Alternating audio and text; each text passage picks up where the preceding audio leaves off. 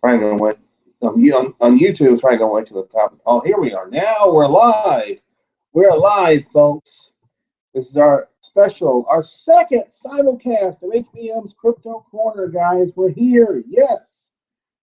What's up? Hey, Shaky. Hey, Kevin, Lorian on Facebook. We got some good stuff to talk about tonight, y'all. We got some really good stuff to talk about. I'm going to screen share. I'm going to be screen sharing everything that's going on. Okay. Do we want a full screen or do we want I am going to talk about that, Kevin, in just a second. But I have to find, oh yeah, here we are. Okay, we're going to look at this. Start screen share. This is for the benefit of my YouTube viewers. It's backwards. Darn it. Come out backwards. I hope that won't affect it. But anyway, this is for my YouTube followers. All the links, of course, are going to be. Hey, John, I'm going to have to get one of those shirts too. Grab them by the squatch. Oh, thank you. Yeah, it's waterproof too. Anyway, this is an article that just came out last Thursday about. Hey, Loriana, good to see you. About Russ Jones, good friend of ours from Dunbar, West Virginia. It was in the Charleston Gazette Mail, and yeah, it was great to see. Russ profiled like this. He said, the article says, no surprise that Dunbar chiropractor Russell Jones, a graduate of the Division of Natural Resources Master Naturalist Program, and a member of a family that hunted, fished, and dug ginseng in every opportunity during his childhood, spends most of his free time in the West Virginia woods. But when Jones has an opportunity to head for the hills, chances are he won't be packing a fishing rod, a compound bow, or a field guide. Hey, Todd. Hey, Lupe. He's more likely to be toting a couple of covert, motion-sensitive game cameras and a darkness-activated sound recorder with 6-week power source to leave in terrain he considers likely habitat for a woodland critter deemed mythical by many, and considered highly elusive but very real by Jones and a growing number of Americans. In addition to being a medical professional, Jones is a Bigfoot researcher and field investigator of reported sightings of the ape-like creature for the Bigfoot Field Researchers Organization. He has also appeared on several episodes of Animal Planet's long-running Finding Bigfoot television series and has literally written the book on West Virginia Bigfoot lore with his recently released Tracking the Stone Man, subtitled West Virginia's Bigfoot, published by Oregon's Willamette City Press, which also published Joe Beilhart's excellent book, The Oregon Bigfoot Highway. While Jones has yet to see a Bigfoot, he said he may have had a fairly close encounter with one while he was growing up in farm country surrounded by forests in southeastern Ohio's Vinton County. At age 12, while on a winter rabbit hunting trip with a friend, Jones came across a line of what appeared to be barefoot human footprints in the snow, leading to a hillside cave. I had the sense that whatever had made the tracks, hey Sheena, had been weathering out the snow in that cave and heard us coming, Jones said. Since the second set of fresh tracks could be seen exiting the cave and then continuing up a hillside, away from the two young hunters. The following summer, Jones and an uncle had been fishing at a beaver pond near the head of a nearby hollow when an animal could be heard descending the brushy slope of an adjacent hillside. The two anglers initially thought the visitor was a deer, watching them and waiting for a chance to get a drink of water in the pond until monkey-like screams pierced the silence, followed by the sounds of someone or something shaking some brush. After a moment, the din from across the pond stopped and silence returned, leaving Jones and his uncle scratching their heads over what they had heard. Later that year, Jones was watching television when an episode of In Search Of, hosted by Leonard Nimoy, was playing, featuring a segment about a mysterious animal called Bigfoot. That's when I began wondering if the tracks I'd seen of the screams that we heard could have had anything to do with Bigfoot, Jones said. But before Jones could spend much time pondering the topic, study got in the way, starting with 4 years of college in Indiana and several more at Iowa before earning a doctorate establishing a chiropractic practice in the Charleston area. In West Virginia, Jones resumed his meanderings in the woods, completed his master naturalist requirements, and began reading and thinking about Bigfoot again. He attended a Bigfoot conference in Ohio, which proved to be an eye-opener in a number of ways, including his first exposure to what he calls Bigfoot culture and politics. At the conference, he wrote, there was a group of people like him who believe Bigfoot is an as-yet undiscovered primate, whose philosophy clashes with that of what Jones calls the ghost hunters, who believe the creature is essentially a ghost, paranormalists whose beliefs are often referred to by others as woo, and a third group that considers Bigfoot to be an alien or separate creature somehow linked to UFOs. Jones began following the Bigfoot Field Researchers Organization's website, saw that the BFRO-led public expedition had been scheduled, and decided to take part, giving him the chance to meet BFRO founder and Finding Bigfoot host Matt Moneymaker and Cliff Barrickman, a longtime Sasquatch researcher who is also a member of the Finding Bigfoot cast. Hey, Nurse Tracy. Hey, Paul Costco. After the expedition, Jones became a BFRO researcher, investigating sighting reports in West Virginia and Southeast Ohio, and eventually leading the Finding Bigfoot crew to squatchy but scenic film locations and making on-camera appearances in the two states during multiple episodes shot here. Hey, Wayne. One thing I wanted to make sure of was that if people watching the show remember just one thing, it would be how rugged and beautiful West Virginia is, Jones said. I think the show did a good job of presenting the state as a place people would want to visit. Jones has since led public Hey, Mark Dorr. Jones has since led public Bigfoot expeditions on his own and has appeared as a speaker at various Bigfoot searchers gatherings, including the Ohio Bigfoot Conference, where he was first introduced to both Bigfoot culture and the cast of Finding Bigfoot. Tracking the Stone Man, named after the American Indian name for the large man-like beings believed to have lived along the fringes of their settlements in this region, includes a number of what Jones considers the most credible West Virginia sightings of Bigfoot.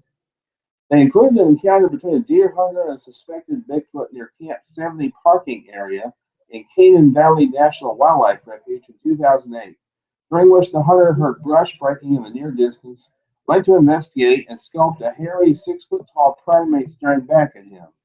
An off-duty state policeman and his wife, who spotted what was described as an 8-foot-tall, all-black primate standing to the side of the ATV trail on which they were riding, from a distance of about 30 yards, not far from Shady Spring in Raleigh County in 2009.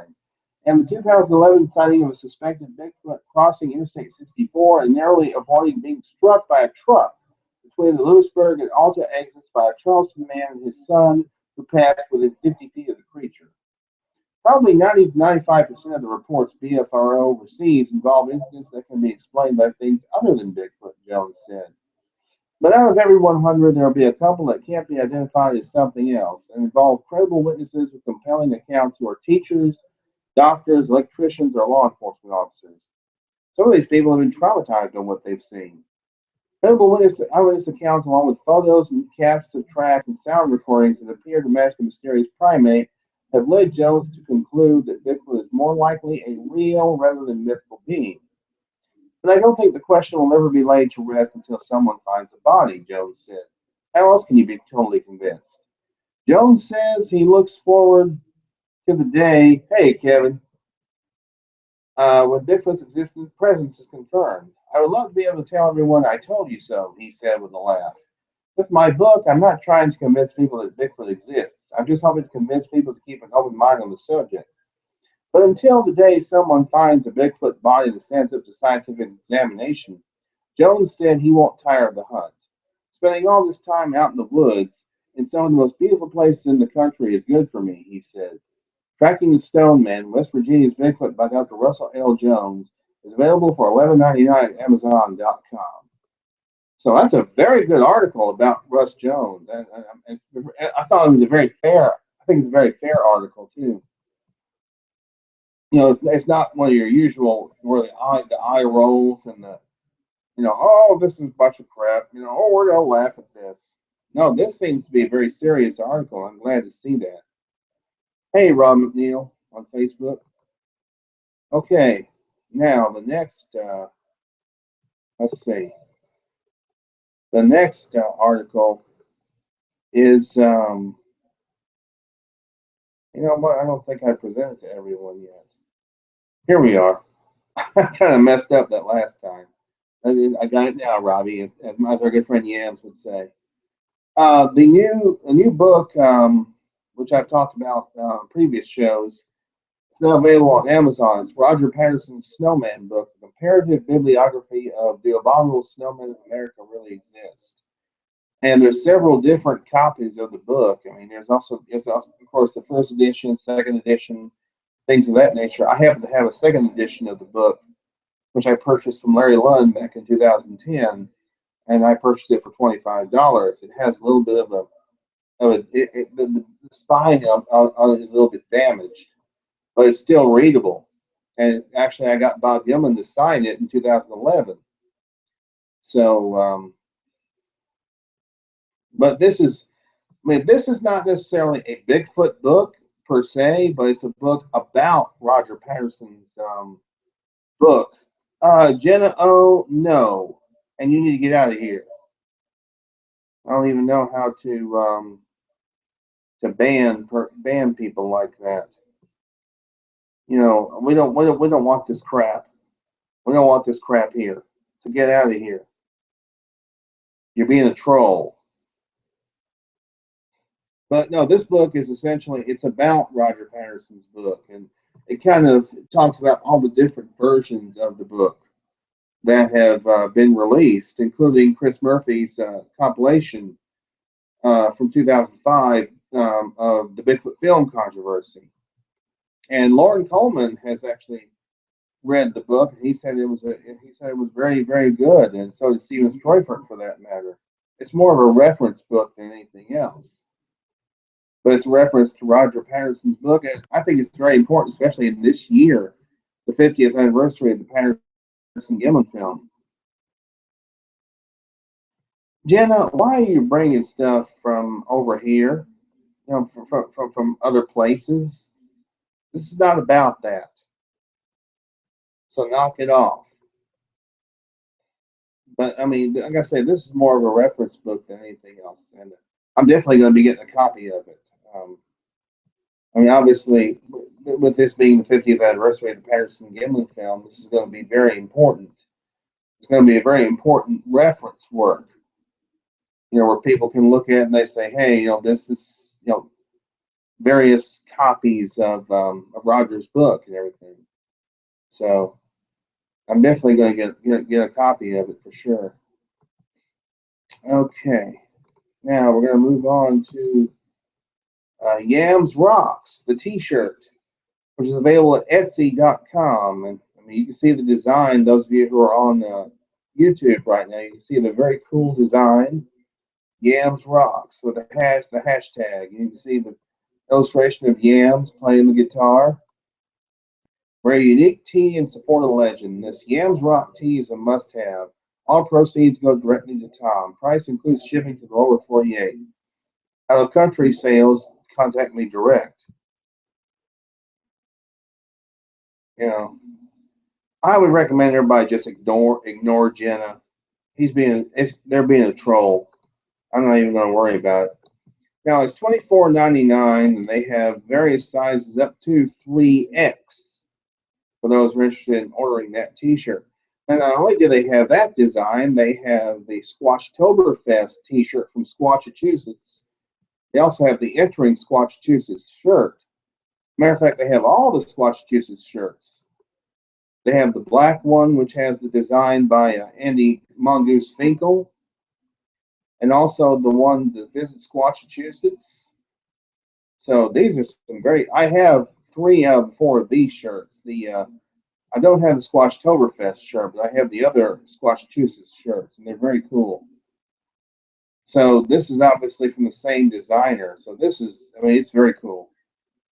The shirt is very cool. I'm definitely going to get one of those next week. I'm going to be ordering one of those. So yeah, very cool stuff. And for those who are going to the OBC, the Ohio Bigfoot Conference in May, I won't be able to make it this year because of my niece's graduation. But VIP tickets, well, they're sold out, and online overflow ticket sales have closed. But if you're still interested in getting an overflow ticket, you go there on the day of the conference. You can get one for $10. It won't include access to the conference room itself, but you'll be able to be in one of 3 viewing rooms to watch it on HD remote HD video feed. So, but VIP tickets have been sold out for months. So, but and ticket purchases are not refundable either. You're responsible for entering accurate information. So, hopefully people will be able to get their tickets, and they've already got their VIP tickets, I should say. Speaking of the LBC, the speaker lineup has not changed. It's still Dr. Jeff Meldrum, Tom Powell, Lyle Blackburn, and Robert W. Morgan, with the MC being Cliff Barrickman. And I imagine there's no speaker to be announced. Mark, if you're here, can you give us a hint as to when the final speaker will be announced? Because it's getting close. I mean, it's 2 months from, is it Bobo? He was supposed to be there last year. Hey, Taters. Maybe it is Bobo. I don't know. It'd be cool to have Cliff and, okay, John. It'd be cool to have Cliff and Bobo there, even though I won't be there. But it would still be cool to have 2 of the members of the cast of Finding Bigfoot there. So, but yeah, that's OhioBigfootConference.org for all information about the OBC. Speaking of which, there is a new thing that they've started that Goobs and Company has started this year. We are united, and they have some very cool stickers now, which are available. And they also have a cool OBC t-shirt design. You guys are going to love this. Some of you have already seen it. Hey, DM. Some of you have already seen the design, which is a very cool design for the t-shirt, the new OBC t-shirt. Bobo and Cliff will be at Cryptid-Con. Oh, wow.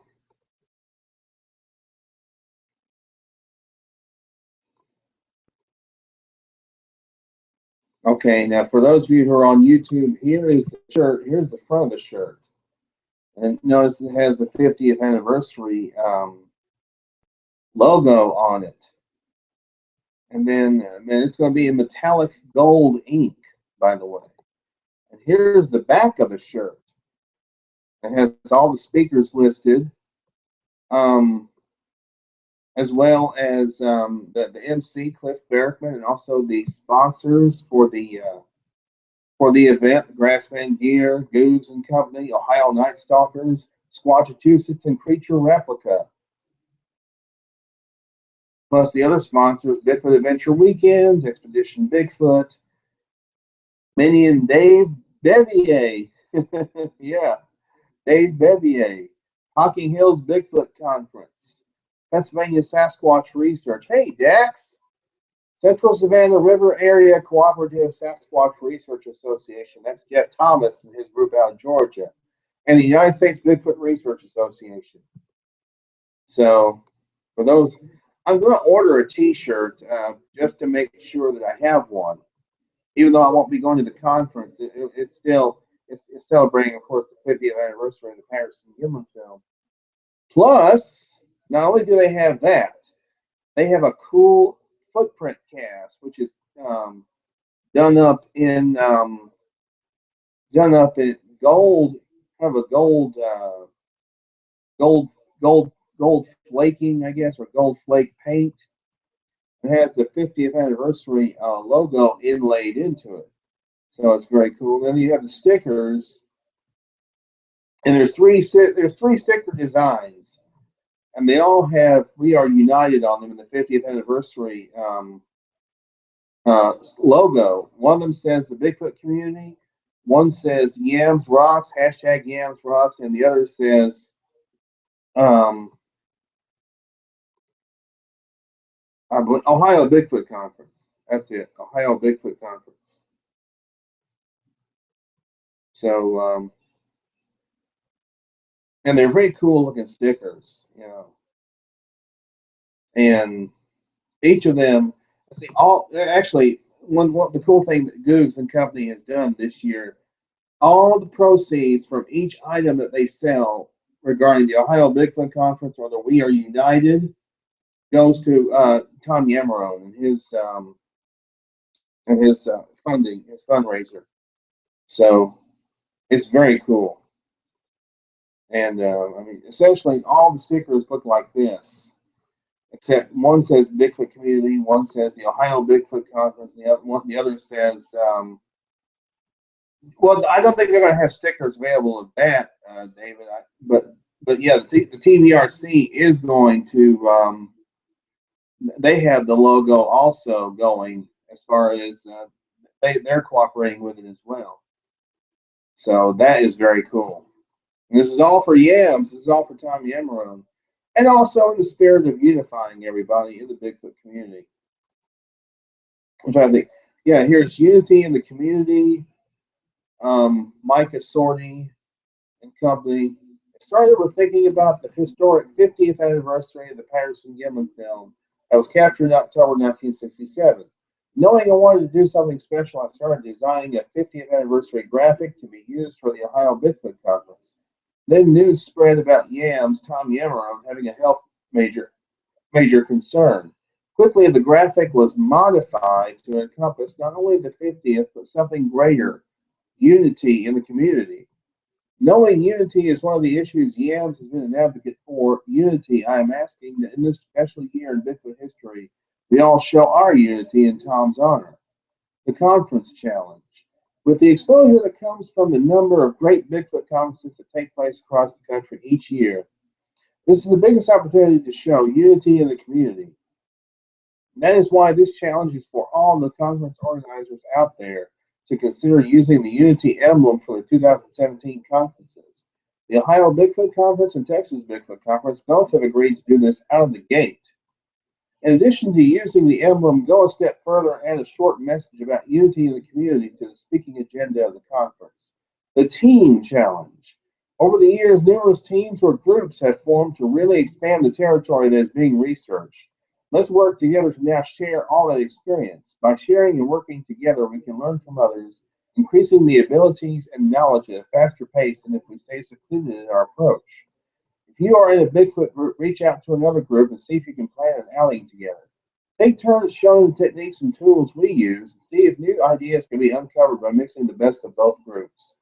The Personal Challenge. As individuals, let's think of ways we can show unity in the field or on Facebook. Remember that together we have more knowledge and experience. That any type of work to assist finding evidence is important. Some of us live near areas of known activity and can get into the woods on a regular basis. Others are great at uncovering historical data by reading and watching. One is not greater than the other. Reach out to others and see where your interests and skills can complement what they are good at. Together, perhaps you'll bring new ideas to the community. And I'm about to take care of Mr. Jenna here. Y'all just hang on a second. This is something I have to take care of this. I'm going to stop presenting to everyone for the moment, just temporarily. This won't take very long, I promise. I will be back to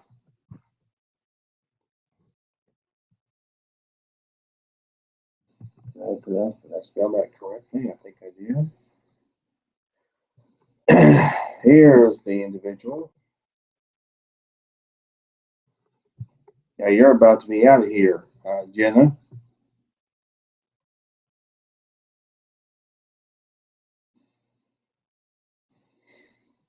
But yeah, I mean, I think this is a great idea. This, doing this, and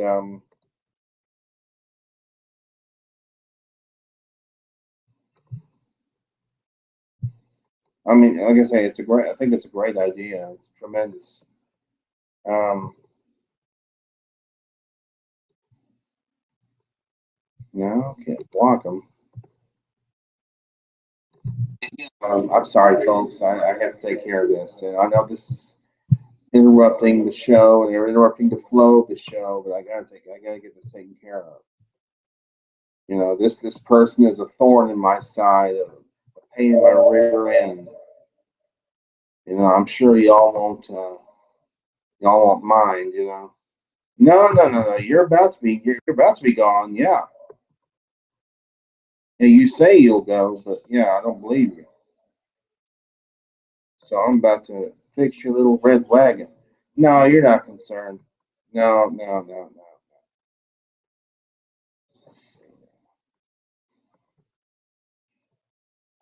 No, you're not. No, you're not concerned. You're just a troll, and I'm about to take care of you.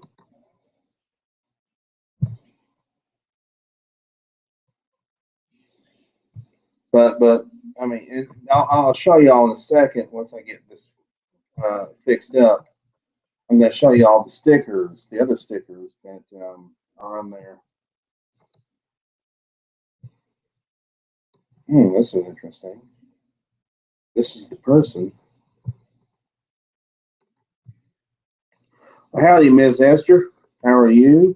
I'm just about to take care of a troll here in a second, so y'all just bear with me. I'm sorry, folks. I know this is taking up valuable time, and I apologize. Yeah. Um,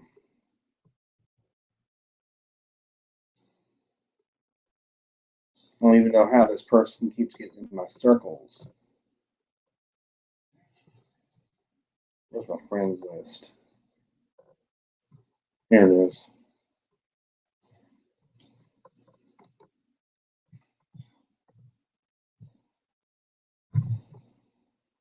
I promise this won't take much longer.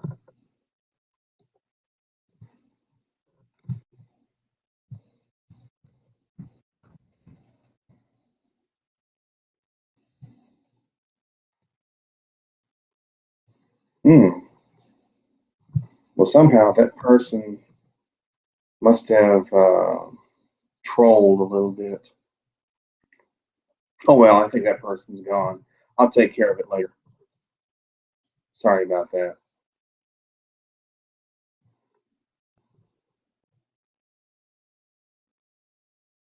But you know, while I'm actually on Facebook, and I hope I can show y'all something.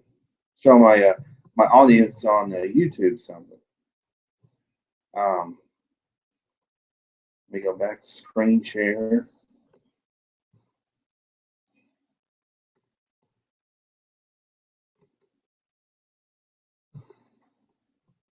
Yeah, here we are. Start screen share. Hey, honey. Hey, Nancy. Hugs. Good to see you. Oh, there was a troll here, Esther. I mean, yeah, you just missed him, I think.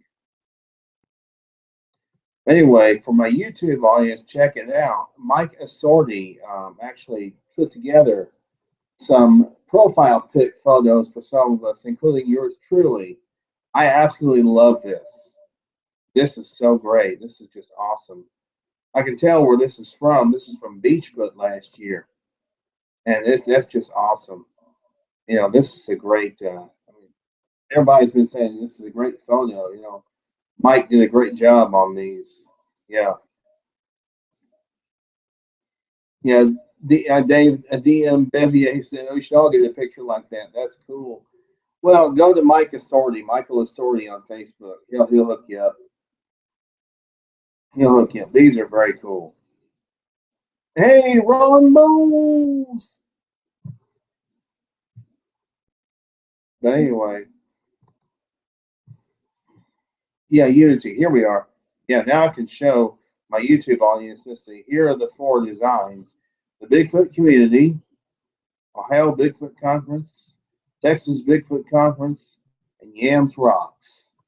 Those are the four designs for the Unity and the Bigfoot community thing. And I know my YouTube audience is wondering who's Jenna. Oh, he's a troll. That's who he is. Yeah. Hey, Bev. Good to see you. Well, thank you, Ron. Ron says nice hat. Yep.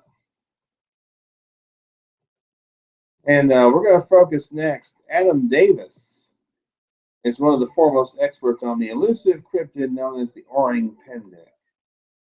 You know, so this is some cool stuff. He is actually, there's a Discovery Channel Daily Planet episode, which is available now, apparently, where you can see Adam talk about his research into the Orang Pendek. And if anybody's ever read his book, Man Beasts, which came out in 2014, it's really great. It's a great book. All about his research into different hairy hominoids around the world, including the Orang Pendek and Sasquatch and the Yeti and the Chinese Yeren and things like that. So I would highly recommend Adam Davis's book, Man Beasts, which I have a signed copy of, by the way, because I was fortunate enough to meet Adam last year and get him to sign the book, so which was very cool. You know, so Adam's a good guy. He calls everybody mate. Yeah, Adam's a good guy. The stories he tells are just amazing. They really are, and they're pretty funny too. So anyhow, there's a new video by Dr. John Bindernagel. Dr. Bindernagel's been producing videos. He has a video page on YouTube. He has several really, really good videos. One of his newest ones is about Bigfoot tracks and trackways in snow. And yes, he does talk about the Paul Graves trackway, the one that was found by. Oh, Bev, you'll love it. You will love it. It's a great book. Yeah, Man Beast by Adam Davis.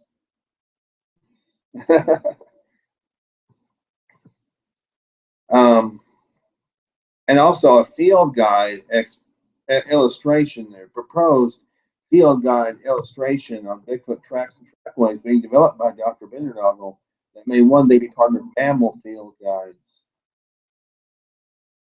And he's hoping to have that put on his website, SasquatchBiologist.org, pretty soon. And it's a tremendous video. I know, Esther, exactly. His stories were great. Adam's stories were great. They really were. He was tremendous. Oh, yeah. I won't be able to make it to Beachfoot this year, but, you know, I hope everybody has fun. But anyway, everybody who's going, I should say. So, but yeah, Adam was great last year. He really was. Oh, okay, Nancy. I'll check it out. I'll look at it. I think I know which one it is, but I'll take a look at it anyway. So, but yeah, Dr. Bindernagel, I mean, he is a true credit to the Bigfoot community. He really is. He's tremendous. He's tremendous. I know you will, Kevin. I know you will, brother. Yep. And let's see. Finally, ABC News apparently joined the search for the Florida skunk ape. And by the way, that's not the final story. That's the final thing from CryptoSightings.com. And there's a group called Trail of Bigfoot Team, and they're down in Florida. And ABC News Nightline apparently had a segment on them. So should be. It looks pretty interesting. I have not watched it yet. I've not sat and watched it. But I'm gonna watch it at some point. But it's on YouTube under the ABC News channel. And it's in this link, which, like I said, again, all the links will be provided on Facebook and on YouTube. So, anyway, Les Stroud, the Survivor Man, he now has a new website, smtvnetwork.com. He's got some Bigfoot content as well. It's stuff we've seen before from the TV series. Matter of fact, it looks like he has all of his episodes. Just about all his episodes up on smtvnetwork.com/Bigfoot. So very cool stuff, you know. And Les Stroud is one of my favorites. I mean, he is just awesome. I love Les Stroud. Love the Survivor Man Bigfoot episodes, except for the presence of a certain individual who seems to have resurfaced recently. His initials. I don't want to mention any names here, but his initials are not standing. uh, but hopefully, maybe Les has learned his lesson from that. Maybe I hope he has anyway. But what I thought was very cool was a couple of years ago, Les actually retweeted a tweet or liked a tweet that I sent him about his Survivor Man Bigfoot shows.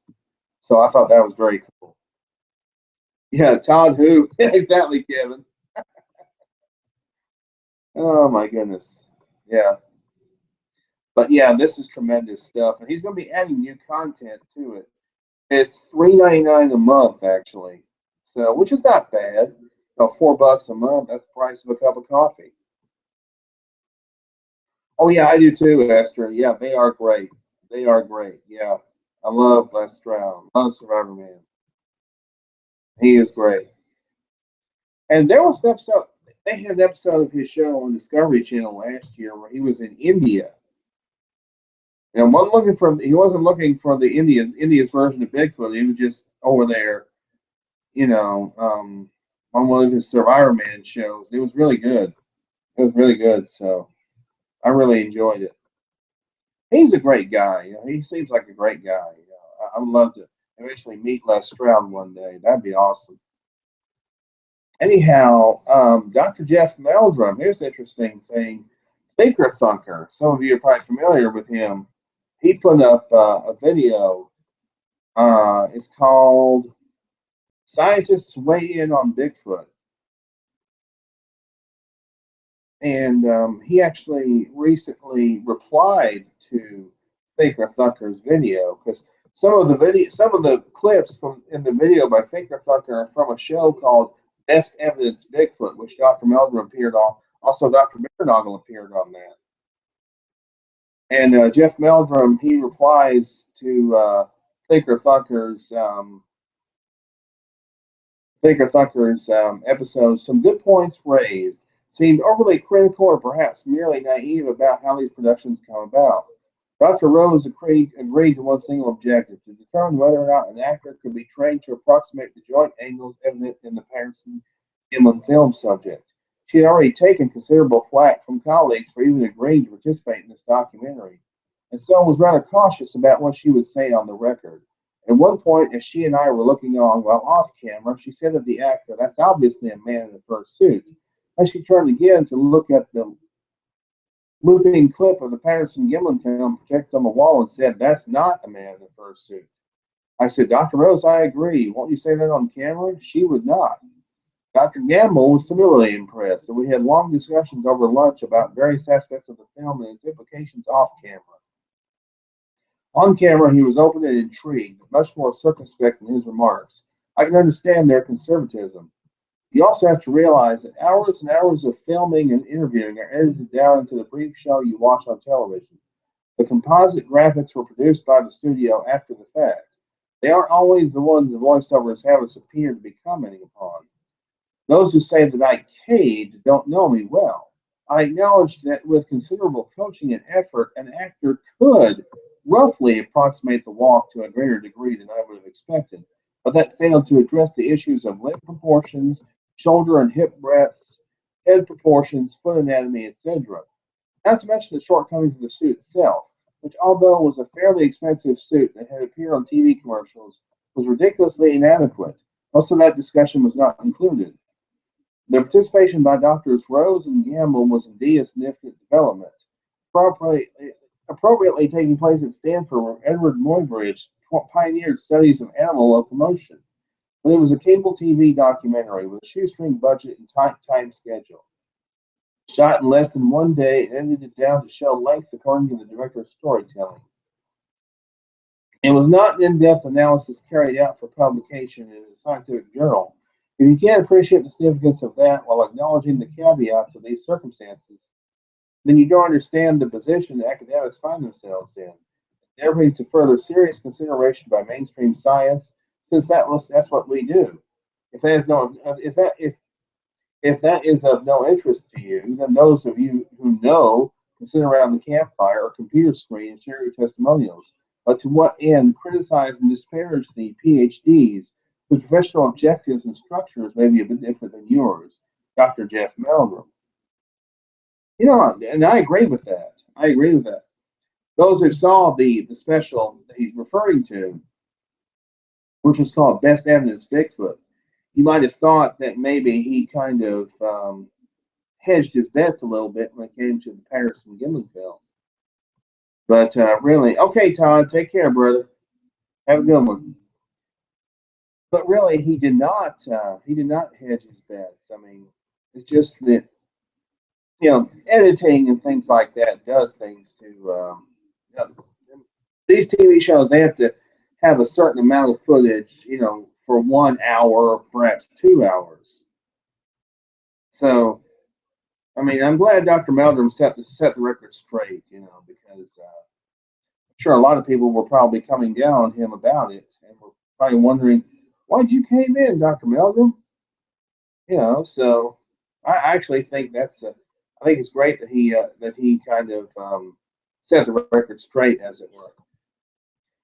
Why hasn't Bigfoot video, the quality of the Patterson Gimlin film, been captured again? I think this is another one from Thinker Thunker. And, Thinker Thunker, he's done several videos. Hello, Carol Farrell. Good to see you. But, and you have to wonder, it is a good question. It's been 50 years since the Patterson Gimlin film. And why haven't we gotten, the footage, and I mean really good, practically unambiguous footage that we can hang our hats on? I have to wonder about that. I mean, yes, there was the Memorial Day footage. There was the Paul Freeman footage, which is very controversial. Actually, the Memorial Day footage is very controversial. But otherwise, we don't really have a whole lot of really credible videos. And if there are any credible videos, they haven't been released. Not to the general public, anyway. I mean, and I've been in situations where I've heard researchers say, well, we have this footage that we have not released. We have this thermal footage, or we have this, or whatever. And they don't release it because of, yeah, exactly, that's for too many hoaxers, right? And they don't release the footage because they don't want to face the criticism that they know they'll get. I don't really blame them myself. I wouldn't want to be accused of being a hoaxer either. And it's really too easy these days to hoax things, and video and audio. Well, yeah, the Marble. You know what? I'm just going to say this about the Marble Mountain footage. I think it's a person. I personally think that's a person. I think the BFRO. I mean, as good as they are, as good measurements as they made, I think that's a person. I believe the Marble Mountain footage is a person. So, sorry. I just have to be honest about that. Now, here's something interesting. Actor Rob Lowe and his sons are going to hunt Bigfoot for A&E. In what could literally be the coolest attempt to force familial bonding ever conceived, Rob Lowe is going to start traveling around the country with his two sons as they try to solve mysteries like a dogless Scooby-Doo. And just in case that's not exciting enough, the whole adventure is being filmed for a TV show. The series will be called The Lowe Files.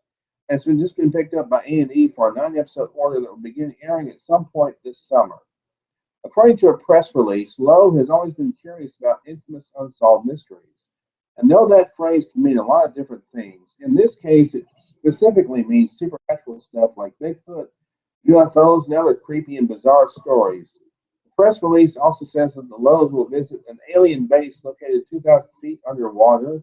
They'll work with a renowned shaman at Preston Castle. They'll explore an abandoned boys' reformatory in hopes of talking to ghosts, and they'll train with a top-secret government operative in methods of remote viewing. Most of all, though, they'll create lasting memories. They're probably way cooler than anything you've ever done with your dad, who, it's worth pointing out, is almost definitely not TV's Rob Lowe. Well, that's interesting. There are several celebrities who are interested in like paranormal, and some specifically into Sasquatch. Megan Fox is one of them. Matt LeBlanc, formerly of Friends, he's interested in Bigfoot. Jack Black, oh yeah, Jack Black, of course. So Tenacious D, they did the song Sasquatch, and Sasquatch was in their movie. So, oh yeah, I mean definitely Jack Black and Kyle Gass, for sure. And there are several other celebrities that are interested in the subject. Apparently, Rob Lowe is also one of them. So, hey, that's pretty darn cool. And finally, yes, finally, Laurie, finally, the Texas Bigfoot Conference 2017 is coming up in October, first week of October, in fact.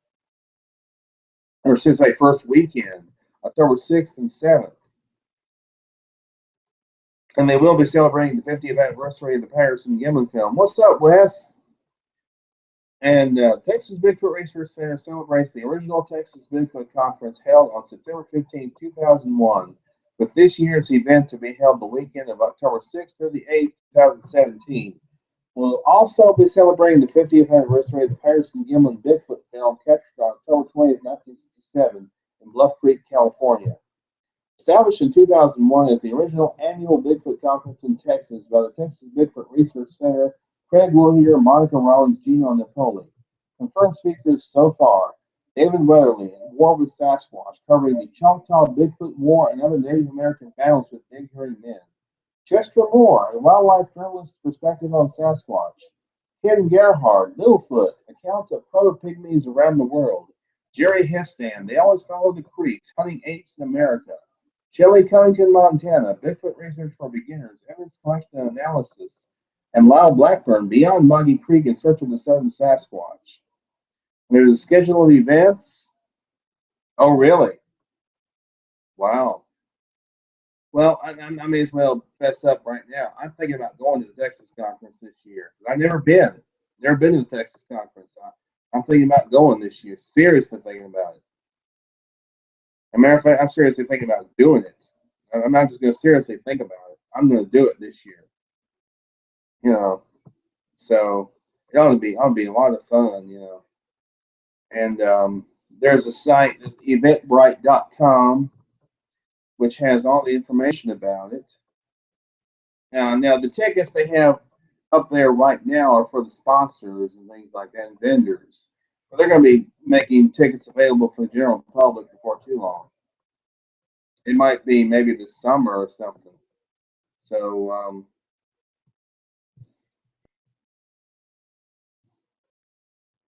but anyway, yeah, I mean, it looks like it's going to be a great event. I'm planning on going, you know, so barring any unforeseen, what do you call it? Any unforeseen disasters or anything like that. Yeah. But I'm going to go ahead and stop presenting. And by the way, that's going to do it for this week's HBM Cryptid-Corner. This one went a while. I apologize to my audience for having to deal with a troll. But anyway, hope that won't discourage you guys from tuning in again. So, comment from the Facebook. Esther Schroeder says, "Had more fun on the Go Devil boats on Caddo Lake." Okay. And I believe the conference also includes a trip to Falk, Arkansas, on Sunday. Now this would be my third time to go to Falk, so definitely that'll be great. That'll be very cool. So anyway, folks, thanks for tuning in. I really appreciate it. And until next week, there will be another simulcast. It's gonna be every Tuesday night. Until next week, y'all be good or be good. This has been a special live simulcast edition of HBM's Crypto Corner.